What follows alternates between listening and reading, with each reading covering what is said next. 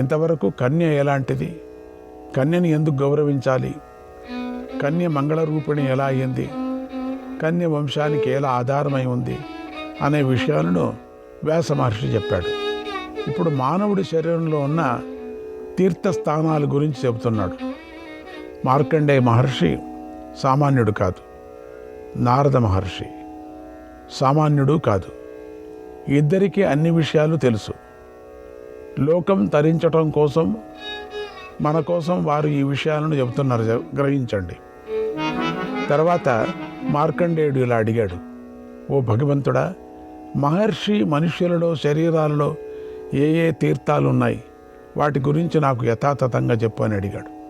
నారద మహర్షి ఇలా చెప్తున్నాడు, దేవర్షి పితృతీర్థాని, దేవర్షి పితృతీర్థాని, బ్రాహ్మం మధ్యేత వైష్ణవం, బ్రాహ్మం మధ్యేత వైష్ణవం, నృణాం తీర్థాని పంచాహుః, నృణాం తీర్థాని పంచాహుః, పాణౌ సన్నిహితాని వై, పాణౌ సన్నిహితాని వై.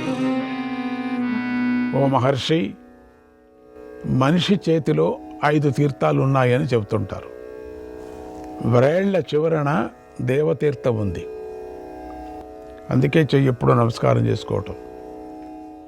చిటికన వ్రేలు, ఉంగరపు వ్రేళ్ళు మధ్య ఋషితీర్థం ఉంది.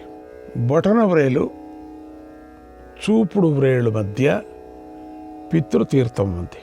బొటన వ్రేలి క్రింద భాగాన బ్రహ్మతీర్థం ఉంది. అరచేతిలో వైష్ణవ తీర్థం ఉంది. అరచేతిలోని వైష్ణవ తీర్థం సర్వతీర్థాల్లోనూ ప్రధానమైంది. అక్కడ నీటిని నిలిపి ఆచమనం చేస్తే 4 వర్ణాల వారికి వంశవృద్ధి జరుగుతుంది.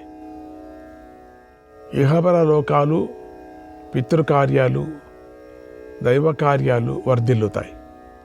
ఇది కుడి అరచేతిలో నీళ్లు నింపుకోవటంలోని రహస్యం. మార్కండేయుడు ఇలా అడిగాడు, ఓ మహర్షి, ధర్మాధికారులకు కూడా అప్పుడప్పుడు మనస్సు కలత చెందుతూ ఉంటుంది, వ్యామోహానికి గురి అవుతూ ఉంటుంది. కనుక ధర్మాచరణ భంగం కాకుండా ఉండాలంటే ఏం చేయాలని అడిగాడు. నారదుడు ఇలా చెప్తున్నాడు, ఓ మహర్షి, ధనము, స్త్రీలు సమానమైన ప్రభావం కలవి. అవి పురుషుణ్ణి మోహానికి గురి చేస్తాయి. అతడి శ్రేయస్సుకు ఆటంకాలై ఉన్నాయి. స్త్రీలు భోగాలతో పురుషుల ధనాన్ని, ధర్మాన్ని, మనస్సును కూడా అపహరిస్తారు. ధర్మాత్ముడైనటువంటి శ్రోత్రియుడు దేవపితృకర్మలను చేయటానికి యోగ్యుడు. సజ్జనుడైన ఆ శ్రోత్రియుడికి ఇచ్చినటువంటి దాన ధర్మాలు మండుతున్న అగ్నికి సమర్పించిన ఆహుతుల్లాగా చక్కగా ఫలాన్ని ఇస్తాయి. అందుచేత ధర్మాధికారులు సందేహించవలసిన పని లేదు. శ్రోత్రియులను ఆశ్రయించి తమ కోరికలు తీర్చుకోవాలన్నాడు. ఇలా మహాతపస్వి అయినటువంటి మార్కండేయుడు నారదుడి వద్ద తనకు గల సందేహాలను తీర్చుకున్నాడు. ఋషులతో మాట్లాడాడు. తర్వాత నారదుడి చేత గౌరవాన్ని అందుకొని తాను కూడా నారదుడిని గౌరవించాడు.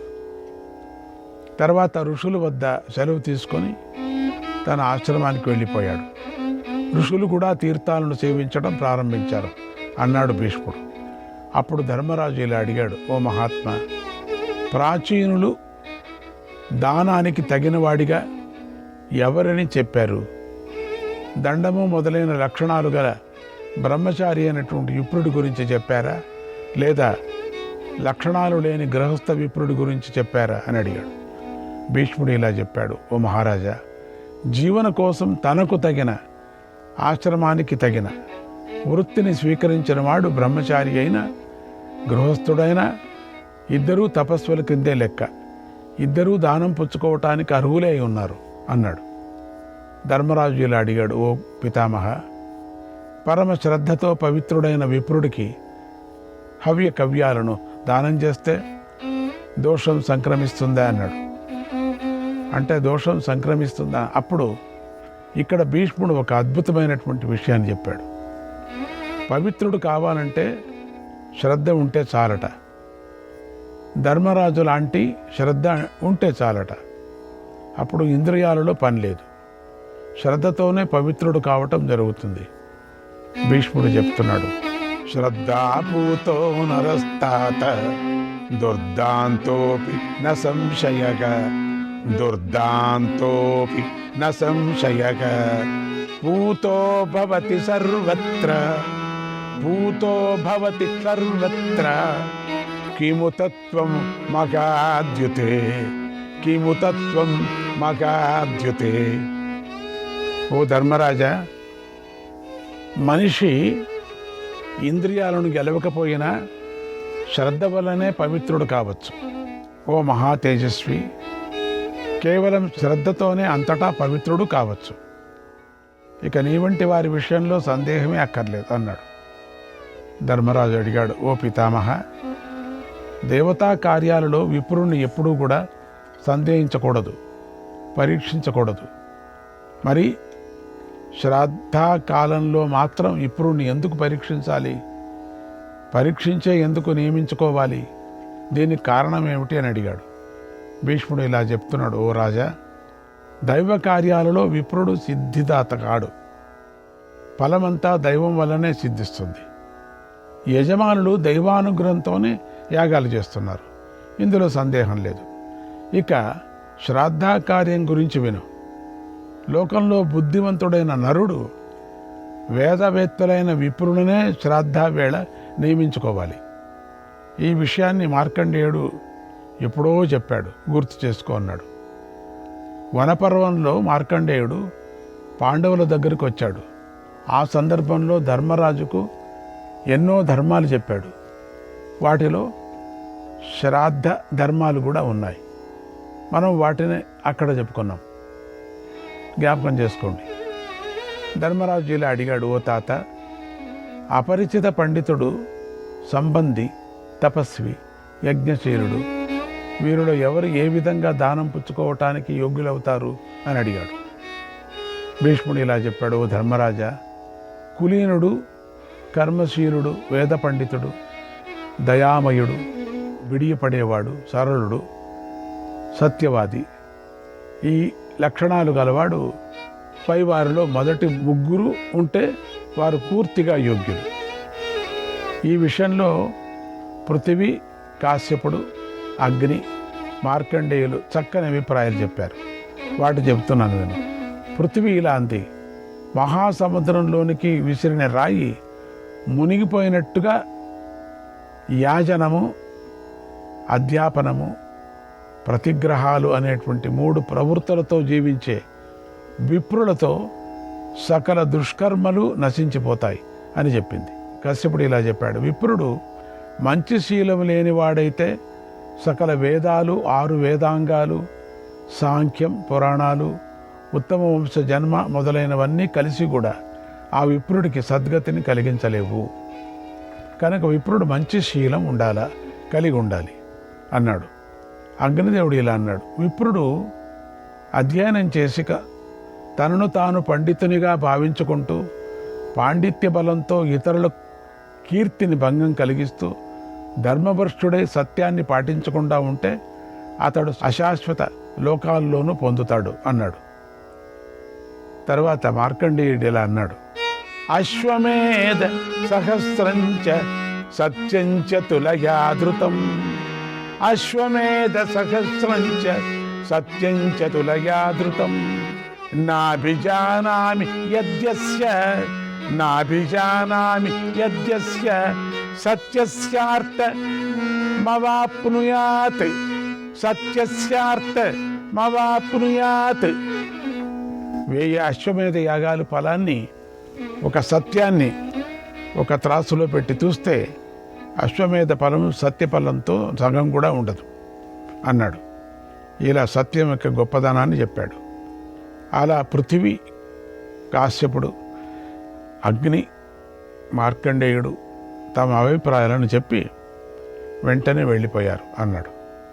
తర్వాత ధర్మరాజు ఇలా అడిగాడు, ఓ తాత, బ్రహ్మచర్య వ్రతాన్ని ఆచరించే విప్రులు శ్రాద్ధంలో హవిస్సును తిన్నప్పుడు శ్రేష్ఠులు అనే భావంతో వారికిచ్చిన దానం ఫలిస్తుందా అని అడిగాడు. భీష్ముడు ఇలా చెప్పాడు, ఓ ధర్మరాజా, గురువాజ్ఞతో బ్రహ్మచర్యాన్ని పాటిస్తూ వేదాన్ని చదువుకుంటూ ఉన్నటువంటి విప్రులు దానం మీద ఆశపడకూడదు. అలాంటి వారు ఆశపడి యజమాని కోరిక తీర్చాలని శ్రాద్ధ భోజనం కనుక చేస్తే వారి వ్రతం నాశనమైపోతుంది. కనుక అలాంటి నియమాలు గల విప్రులు జాగ్రత్తగా ఉండాలి అన్నాడు. ధర్మరాజు ఇలా అడిగాడు, ఓ పితామహ, ధర్మానికి అనేక సాధనాలు, అనేక ఫలాలు ఉన్నాయని పెద్దలు చెబుతున్నారు. అందుచేత దానం తీసుకునే వాడిలోని ఏ గుణం దానానికి యోగ్యతను కలిగిస్తుందో చెప్పు అని అడిగాడు. భీష్ముడు ఇలా చెప్తున్నాడు, అహింసా సత్యమక్రోధక, అహింసా సత్యమక్రోధక, ఆండ్రు సంశయం దమస్తత, ఆండ్రు సంశయం దమస్తత, ఆర్జవం చైవ రాజేంద్ర, ఆర్జవం చైవ రాజేంద్ర, నిశ్చితం ధర్మలక్షణం, నిశ్చితం ధర్మలక్షణం. అహింస, సత్యం, అక్రోధం, కోమలత్వం, ఇంద్రియ నియంత్రణం, సరళత, ఇవన్నీ కూడా నిశ్చింతంగా ధర్మలక్షణాలై ఉన్నాయి. ధర్మాన్ని పాటించకుండా కేవలం ధర్మాన్ని మెచ్చుకుంటూ లోకంలో కొందరు తిరుగుతూ ఉంటారు. వారు మోసగాళ్ళు. రాగమోహాలకు లోనైన వాడు తాను చేసిన లేదా చెయ్యని శుభకర్మలను గురించి 10 మందికి చెబుతాడు. అలా చెప్పకూడదు. రాగమోహాలకు లోను కాకూడదు. ఒకవేళ వసుడైనా అటువంటి వాడు కడజాతి వారిలో సమానంగా పరిగణించబడుతాడుంటాడు. రాజా, మూఢులైన మానవులు బ్రహ్మచారి అయిన విప్రుడికి వైశ్వదేవాన్నాన్ని పెట్టాలి. పెట్టకపోతే వారు అశుభలోకాలను పొందుతారన్నాడు. ధర్మరాజు ఇలా అడిగాడు, ఓ తాత, ఉత్తమ బ్రహ్మచర్యం ఏది? ధర్మానికి ఉత్తమ లక్షణం ఏది? పరమ శౌచమేది? నాకు చెప్పన్నాడు. భీష్ముడు ఇలా చెప్తాడు, నాయన, మద్య మాంసాలను విడిచిపెట్టడం బ్రహ్మచర్యాన్ని పాటించడం కన్నా గొప్పది. అదే ఉత్తమ బ్రహ్మచర్యం. వేదం చెప్పినట్లుగా హద్దులో నిలిచి ఉండటం ఉత్తమమైన ధర్మం. ఇంద్రియాలను తమ వశంలో ఉంచుకోవటమే పవిత్రత అన్నాడు. ఇప్పుడు అందరూ ఆచరించవలసిన ఒక చక్కని విషయాన్ని ధర్మరాజు అడుగుతున్నాడు. ప్రశ్నించటం అనేది ఇలా ఉండాలి. అక్కర్లేని వాటిని ప్రశ్నించకూడదు. ఇది లోకానికి కావలసిన ప్రశ్న. దీనికి భీష్ముడు చెప్పిన సమాధానం తెలుసుకొని ఆచరించండి. ధర్మరాజు భీష్ముడిని ఇలా అడుగుతున్నాడు, ఏ సమయంలో ధర్మాన్ని ఆచరించాలి? ఏ సమయంలో అర్థం పైన దృష్టి పెట్టాలి? ఏ సమయంలో సుఖంగా ఉండాలి? పితామహ, నాకు చెప్పు అని అడిగాడు. కల్యమర్థం నిషేవేత, కల్యమర్థం నిషేవేత, తతో ధర్మమనంతరం, తతో ధర్మమనంతరం, పశ్చాత్ కామం నిషేవేత, పశ్చాత్ కామం నిషేవేత, నచ గచ్చేత్ ప్రసంగితాం, నచ గచ్చేత్ ప్రసంగితాం. భీష్ముడు చెప్తున్నాడు, ఉదయం పూట అర్థాన్ని సేవించాలి, ధనం గురించి మాట్లాడుకోవాలి, తర్వాత ధర్మాన్ని ఆచరించాలి, తర్వాత కామాన్ని సేవించాలి. అంతేకాని కామంలోని ఆసక్తి కలిగి ఉండిపోరాదు. విప్రులను గౌరవించాలి, గురువులను పూజించాలి, సర్వప్రాణులకు అనుకూలంగా ప్రవర్తించాలి, వినయంగా ప్రవర్తించాలి, ప్రియంగా మాట్లాడాలి, న్యాయాధికారాన్ని పొంది కూడా అసత్యమాడకూడదు, రాజుల దగ్గర చాడీలు చెప్పకూడదు, గురువుల వద్ద మోసంగా నడుచుకోకూడదు. అలా చేస్తే అది బ్రహ్మహత్యతో సమానం. రాజులపై దాడి చేయకూడదు, గోవును చంపకూడదు, అగ్నిదేవుని ఎల్లప్పుడూ పూజించాలి, విడిచిపెట్టకూడదు. అలాగే వేదాలను ఎప్పుడూ విడిచిపెట్టకూడదు, వేదంలో చెప్పినట్లుగా ఆచరించాలి. ఎలాంటి వాడైనా విప్రుని నిందించకూడదు, ఇవన్నీ కూడా బ్రహ్మహత్యతో సమానం కనుక వీటిని దూరంగా ఉండాలి అన్నాడు. ధర్మరాజు ఇలా అడిగాడు, ఓ మహాత్మా, ఎలాంటి విప్రులు సాధువులు అని పిలువబడతారు? దానాన్ని ఎవరికి ఇస్తే మహాఫలం దక్కుతుంది? ఎలాంటి విప్రులను భోక్తులుగా పిలవాలి? అంటే పితృకార్యానికి దైవ కార్యాలకు ఎలాంటి విప్రులను పిలవాలి అని అడిగాడు. భీష్ముడు ఇలా చెప్పాడు, ఓ ధర్మరాజా, కోపము లేనివారు, ధర్మం పట్ల ఆసక్తి గలవారు, నిత్యం సత్యం మాట్లాడేవారు, ఇంద్రియాలను నిగ్రహించుకోవటంలోనే దృష్టి పెట్టుకున్నవారు అయినటువంటి విప్రులే సాధువులు. అలాంటి వారికి ఇచ్చినటువంటి దానం గొప్ప ఫలాన్ని ఇస్తుంది. అలాంటి వారు కాకుండా అభిమానాన్ని విడిచిపెట్టిన వారు, అన్నిటినీ సహించిన వారు, చక్కగా విచారం చేసేవారు, ఇంద్రియాలను నిగ్రహించిన వారు, సర్వభూతాల మేలును కోరుకునేవారు, స్నేహభావన కలవారు మొదలైన ఇలాంటి లక్షణాలు గల విప్రులకు దానం చేస్తే మహాఫలం దక్కుతుంది. అలాగే లోభం లేనివారు, పవిత్రులు, వేద పండితులు, సిగ్గుపడేవారు, సత్యాన్ని పాటించేవారు, స్వకర్మను ఆచరించాలనే ఆసక్తి కలవారు అయిన వారికి దానం చేస్తే మహాఫలం దక్కుతుంది. 4 వేదాలను, వేదాంగాలను అధ్యయనం చేసి 6 కర్మలను అంటే అధ్యయనము, అధ్యాపనము, దానము, ప్రతిగ్రహము, యజనము, యాజనములు పాటించే విప్రుడు యోగ్యుడైన పురుషులు అన్నారు. కనుక ఇలాంటి గుణాలతో ఉన్న వాడికి దానమిస్తే దాత 1000 రెట్లు ఫలాన్ని పొందుతాడు. దానగుణం గల దాతలు ఇలా పరిశీలించి అర్హత గల వారికి దానం చేయాలి. బుద్ధి, పాండిత్యం, సదాచారం, సౌశీల్యం అనేటువంటి గుణాలు గల విప్రుడు ఒక్కడు దానం స్వీకరించినా చాలు, దాత యొక్క వంశమంతా ఉద్ధరించబడుతుంది.